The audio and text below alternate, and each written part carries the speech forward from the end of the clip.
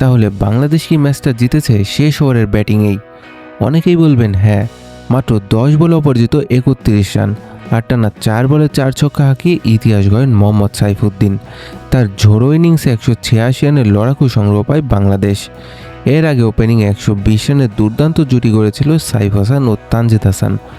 তবে মাঝের ধসে মাত্র 13 বলে 5 উইকেট হারিয়ে চাপে পড়ে যায় টাইগাররা। শেষ দিকে ইয়াসির আলী ও সাইফুদ্দিনের বিধ্বংসী ব্যাটিংয়ে ম্যাচের মোড় ঘুরিয়ে দেয়।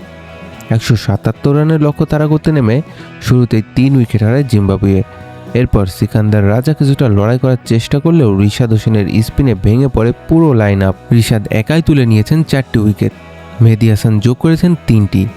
বাংলাদেশ জিতে নেয় ম্যাচটি 34 রানে এবং 3 ম্যাচের সিরিজে 1-1 সমতায় ফেরায়। তবে এখন একটাই দুশ্চিন্তা, চোট পেয়ে মাঠ ছাড়লেন গতির তারকা নাহিদ রানা। শেষ ম্যাচে কি তিনি খেলতে পারবেন? আপনার মতামত কমেন্টে জানান। এবং এই ম্যাচে আপনার মতে ম্যাচ সেরা কে, সাইফুদ্দিন নাকি রিশাদ? কমেন্টে জানান।